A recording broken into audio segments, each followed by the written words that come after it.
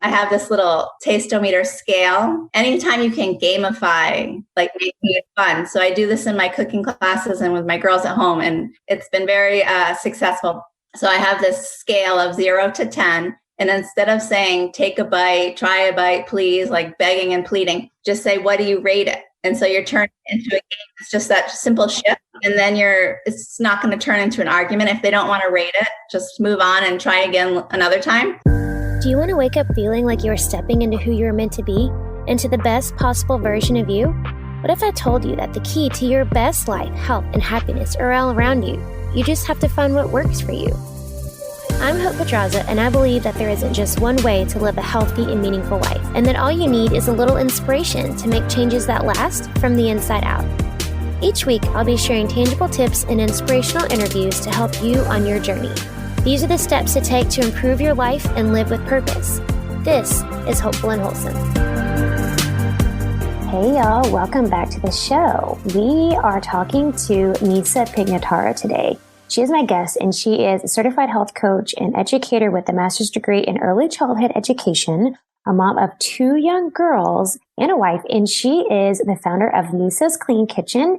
And she has such an amazing perspective on helping our kids eat healthier foods and just have fun with food. And that's what we talk about today. She is, okay, when I tell you, like, she is living her true life's purpose, like her, as she used to be a first grade teacher, and the things the activities and the strategies she has to help with your kids eating healthy foods and maybe being not as picky. I mean, I'm telling you, she is like living her true life purpose. So we talk all about getting kids in the kitchen, helping kids eat more veggies, and what to do when you have a picky eater. So lots of really incredible takeaways per usual. I really love this episode with Misa, so let's jump in.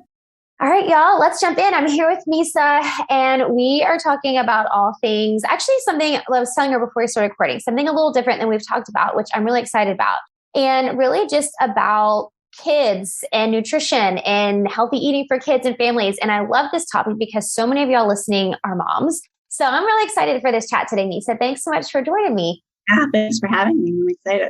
Yes, me too. So let's kind of start with, so you have Misa's Clean Kitchen is your business. So let's start from there and kind of talk about kind of how this came to be. And then we can get deeper into kind of like the nutrition piece, but let's talk about that first and how you got started in this. Yeah.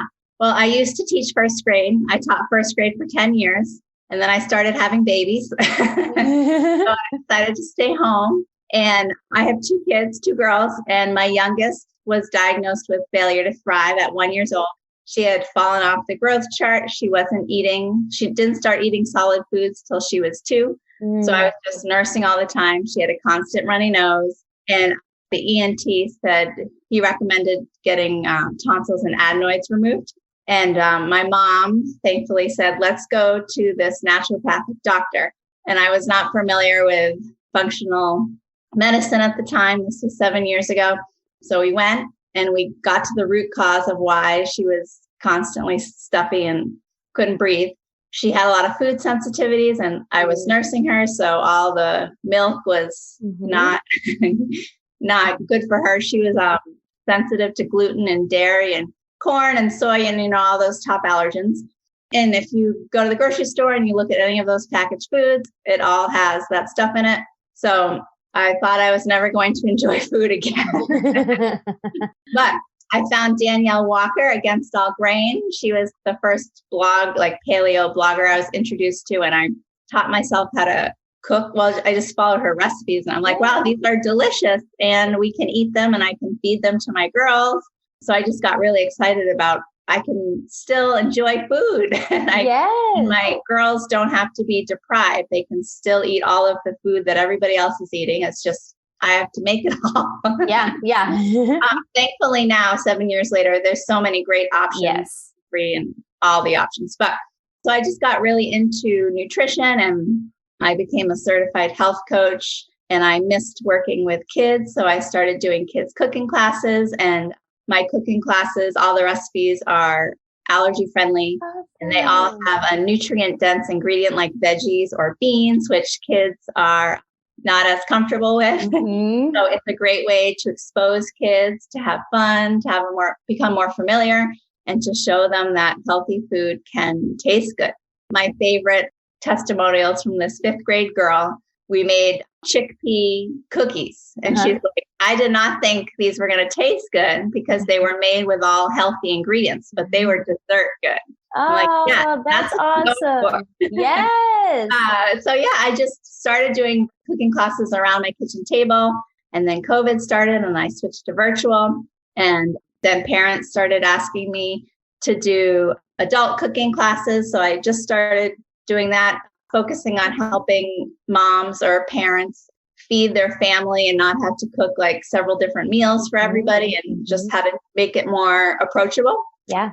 So that's where I am. I love that. Well, such a good story. I love it. Well, and it's always a perfect story when you've built your business off of like firsthand experience. And I mean, that's the best way to do it because it's like my husband calls it the dummy tax. Like, you know what not to do. And you know what I love that. I love that story. So let's go off that because I know people listening are going to be wondering this, like, first off, because you're talking about like making healthier foods for kids. And I love like all the allergen free stuff and all that. So first question is, and I know this is a struggle for every parent, is even as like, me, who I consider myself a very healthy person and, I'm predominantly plant-based. We had a lot of plants, but it's still hard to get my kids to eat vegetables. Like my 4-year-old, like just is in the phase where he just doesn't like vegetables. So you can be the healthiest person. It doesn't mean your kids are going to love eating vegetables. Right. So what are some things we can do or how parents can help get their kids to eat more veggies? Yeah. Well, this is something I struggled with as well. But my kids I have to say, they are very curious adventure eaters now. That's awesome. Haley was a picky eater because she didn't start eating solid foods till she was 2. So she missed that big window of exposure. So I did have to go through that, but she did come out on the other end. How I did it. Cooking classes, or cooking, I should say cooking, baking with vegetables, like making spinach muffins, making beet pancakes. They sound totally weird, but they're delicious. And you don't taste the spinach, but the kids know that they're there. Yeah. And it's just that exposure. And then the kids will be like, oh, maybe I do like spinach in the muffins. And then you could put a couple of leaves of spinach in a smoothie. Mm-hmm. And they're like, oh, maybe I like, a smoothie. And then you could chop it up really finely and put it in some pasta sauce or whatever. So just slowly finding ways that they like it, because even if they don't like spinach in a salad or a stir fry, there's so many other ways to eat it. So there's that way.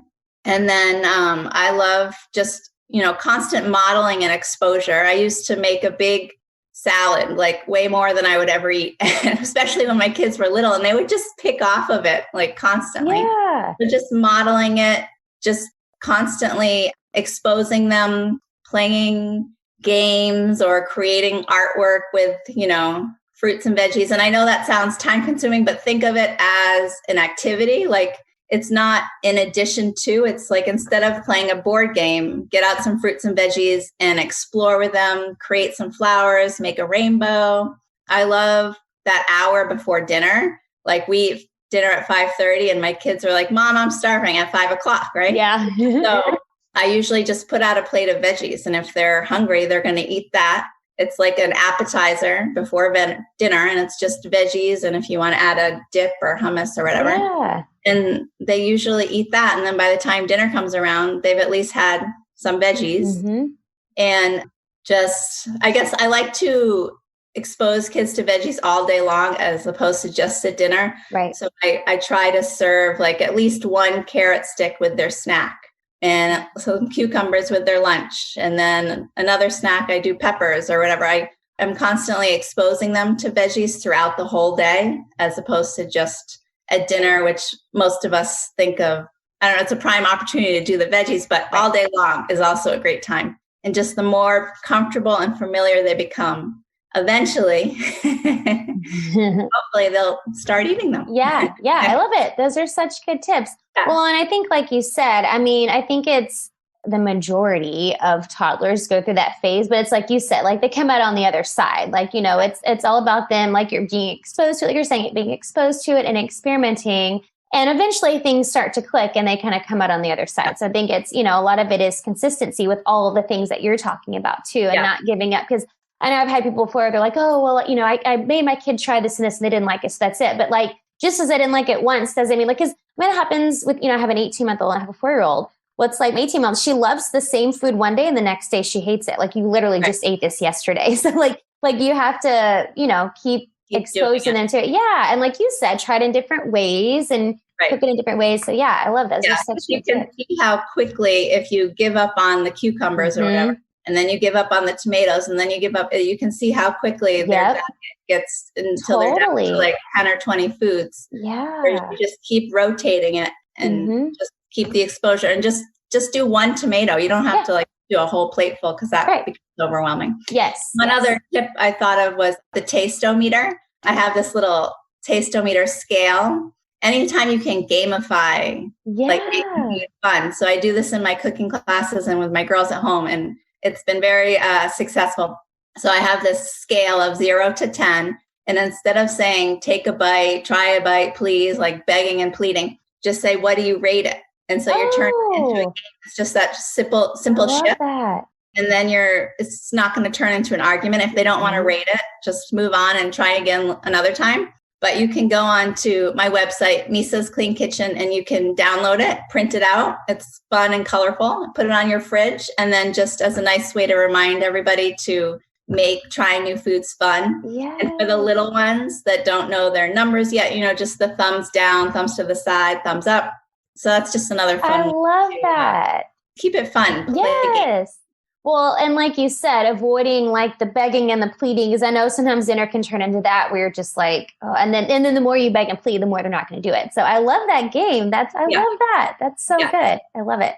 Very cool. Okay. So you mentioned that, your daughter, which, because of her circumstances, obviously, but that she was a picky eater for a while. So, I mean, the game, of course, that you just mentioned is a good way, but do you have any other tips for parents that have picky eaters that are trying to like get through that phase? Or maybe maybe their kids are older and they're still picky eaters. Yeah. Well, I mean, just all the things that I just like the modeling, the consistency, the not putting pressure, I guess, because the pressure can just backfire on us, and just focus on, like during dinner, focus on the company and the conversation and not like staring at them, watching them eat their food, not eating their food.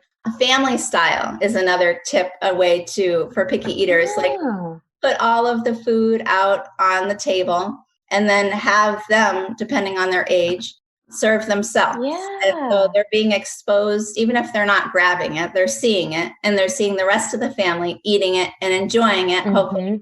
And they're serving themselves. And I find that when we do this, my kids are more likely to serve things that I wouldn't serve for them, just because they like that ownership. Yes. So I've found family style meals to be successful. And then you're just like taco night or salad night or burger night, and you're just putting a lot of different ingredients out there, and then they can pick and choose what they want to put on their plate. Yeah, I love that. Yeah, well, and giving them, like you're saying, like choice and agency and like deciding what's on their plate, that goes a long way. So that's such a good tip. Yeah, I love that one. That's super good. So for families who, maybe there's some moms listening right now and they're like, this all sounds great, but I'm working, my kids are in 20 different sports, and I have all these kids, and I have they're so busy. And, sometimes cooking healthy meals takes time, right? Like there's a time factor. So do you have any tips for those who might need like some tips on like planning and prepping and maybe meal prep or something to like get these healthier things in order for their family? Yeah. Well, I always like to meal prep or prep my veggies ahead of time. That's usually the only thing that I prep ahead of time, but I like to chop up a bunch of carrots. So I have those in the fridge, cucumbers, peppers. So then the kids can just reach in the fridge and pull it out themselves if they're hungry, or it just makes packing snacks and lunches easier. Everything's prepped, ready to go. And when it's all ready to go, it becomes a convenience food. So it's just like so much easier just to grab it instead of grabbing a bunch of chips. And my girls, they love fruit. And I made the mistake of washing grapes and putting it in a colander in the fridge. And they're just like, oh yeah. Usually I don't wash them to like slow them down. And they know that they're not washed. So that's like extra step of having to wash it. And that kind of like slows them down, the opposite effect. Yes. But prepping my veggies, having a few go-to meals that are just quick and easy. Like we love eggs. So eggs and some spinach and some avocado toast. That's dinner some nights. Yeah. Or like a rotisserie chicken with a baked sweet potato and some steamed broccoli. Just having a few easy meals that you can whip up in some go-tos. minutes. Yeah. I have a sweet potato quiche on my website. I just make ahead of time and then I just heat it up. So maybe making 1 or 2 meals ahead of time to warm up. I mean, you either have to take time to prep it or pay somebody to, there's no way around, but I'm like simple meals. And if it needs to be a sandwich one night with, whatever and then put some carrot sticks on the side. Right. And that's great too. Yeah. Well, and I think that's another part of it too. I think a lot of times, I know with a lot of women that I talk to, they really try to complicate and think there has to be this big complicated dinner where it's like, for the nights that you are short on time, like you can totally make it simple and you can just make, a simple, like you're saying, like maybe have a simple sandwich night, but you can make it like a healthy sandwich night and you can add things like you're saying, like the spinach or the avocado or the carrot sticks, you can add things to it to make it a healthier, like more variety where it's not just sitting down and eating peanut butter and jelly, which, sometimes it happens and that's fine. Yeah. But there are ways to make like these simple meals, like, you can kind of zhuzh it up a little bit and add some more. Yeah. I always like the mindset of what can I add to make. We did this fun challenge with my kids of, the 30 plants in 7 days. Yeah. Do it. And we made it a game and we had we did the whole family challenge and it was fun to see all the different colors we could eat. And we just made it a game and they got really into it. So for their oatmeal, instead of just oatmeal, they're like adding chia seeds and hemp seeds and blueberries. And like, are these all plants, Mom? and talking about what's a plant and what's not a plant. Yes. How can we add, more plants to simple things? So that was a great mindset shift too. Totally. That's such a good one. And I don't know, I was talking to somebody not too long ago who was telling me they did the same thing with their family. Cause I was like, oh, I think it was a client of mine. She was telling me, cause I'm like, when my kids get a little older, I was like, that's a good one to do when they're a little older. And she was saying the same thing where it's like, kind of like what you were saying before, it kind of gamifies it. And then it's like a challenge and, a lot of kids like the challenge part. So I love that. That's such a good one. Yeah, for your little kids, you could even do a rainbow bingo and put like all the colors in the rainbow and they could make an X every time they ate that color. Just like a fun little game. I love it. You're so good at the games. This is so good. I think the gamification is like, that's it. You're born for this. For this. I love it. Oh my gosh, so much. Oh my gosh, this is good. So such good tips. So speaking of kind of like, prepping and stuff. And here's the other thing. And you mentioned this, and I liked your tip about like giving your kids, quote, a little appetizer and putting out like the veggies and stuff. But for kids, and I know for mine, which now that he's, when he's in school, it's not a big deal because he's at school. But when he's at home, like during the summer, oh my gosh, it was like every 20 minutes. Can I get a snack? Can I get a snack? Can I get a snack? And I'm like, oh my gosh, you can't eat every 20 minutes. Like, sorry. So what can we do with, the constant snacking? And two, like a lot of times, I know for a lot of parents, when their kids do want a snack, it's usually like it's sugary things. So it's kind of twofold there, like being able to control the constant snacking. And then two, just kind of cutting, maybe I want to say cutting sugar. I don't like saying it like that, but just kind of maybe finding some healthier things. So they're not eating as much sugar, but yeah, with the constant snacking, I know lots of parents deal with this. Yes, constant snacking, especially in the summertime. I make bored and they're, I'm hungry. Yes. But instead of snacks, I like to call them mini meals. So like making sure they have healthy fat, fiber, and protein. Because if they have goldfish, which are delicious, but they don't have any nutrients in them, it's going to spike their blood sugar and then they're going to crash and then they're going to be starving and hangry. But if you do like a mini meal and you do some fiber, some fruit and vegetable, and then you do some protein and some healthy fats like turkey and cheese. And then I still like to include a fun food like the crackers and the chips and stuff. Those are good and they can be part of like a healthy diet. Totally. So then I'll include some crackers or some chips with guacamole or whatever. But I like to make sure I have a protein, fiber, and fat at each mini meal. So that helps sustain them. Hopefully they'll be able to go for a few hours without eating because they're feeling satiated, they're feeling full, especially the protein. I make sure to get a good amount of protein in at every meal and every snack because I find for me, I run with a low blood sugar. So I make sure I'm eating lots of protein, and I try to do that for my girls too, for snacks and lunches. And yeah. Such good tips. Well, and I think you made a good point. I think it's important to recognize that you can do like the fun foods. I like that, how you said that, incorporating the fun foods. Like, getting your kids to eat more fruits and vegetables and healthier foods doesn't mean like you can't ever eat chips or crackers or cookies ever again. Like, there's a place for it. But I think like you're saying, just being able to incorporate these other things with those foods. So it's a good balance. Yeah. For sure. I love that. Okay. So let's talk about because you mentioned this before, but I want to talk a little bit about your virtual classes. I was trying to say kids and class at the same time, your virtual classes, because I think this is great. And I love, because the other thing I want to ask you about too is the importance of like getting your kids in the kitchen and like cooking with your kids. So I guess let's speak to both of those and kind of what you've seen in your experience with doing these cooking classes and like the difference it makes in how kids, their perspective on food and that kind of thing of them being involved in the process. Yes. Yeah. Well, it's amazing to see kids cooking in the kitchen. I mean, some of the youngest child, I think, was like 2.5. So I was cute. Like, oh, but he was, after class, his mom said, he kept saying, Misa, come on. It's amazing. I mean, just getting them excited. I mean, even if they're not doing a lot, they're holding a spoon, they're mixing something, they're tasting things, and they're just getting excited, which I think is the first step. And then with the taste-o-meters, some of the kids will want to taste each ingredient individually. And then we taste it at the end. So they're like tasting garlic and lemon and like all these. That's awesome. So fun to watch their expressions as they taste all these different foods. And they just are really excited and proud of what they made. And I'd have to say almost everyone at least tries a bite of their creation, which is so important because that's half the battle of getting them to actually take a bite, right? Yep. And most of them enjoy it. And, it sounds weird, like, what? We're making spinach pancakes? I've never had green pancakes before, but you make it fun. Yeah. And they're into it, and it's something new they've never done before. Yes. And yeah, it's fun. I love it. It is good. Well, and I know that like my son loves to get in the kitchen with me, and he was probably, I want to say he was probably around 2.5. Because we have a little stool, that goes against, and he would like to sit on the stool and just kind of let him put stuff in the blender or whatever. Yeah. But he loves it. And I find that too, that,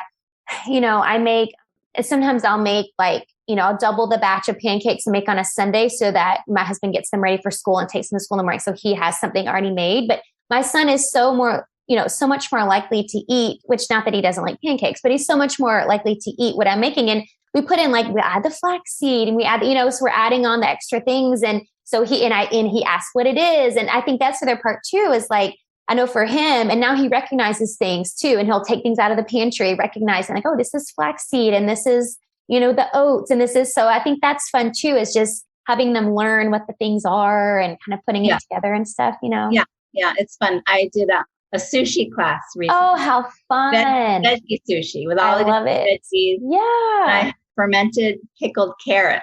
Because probiotics, and I wanted to expose them to that. Yeah. And they woo,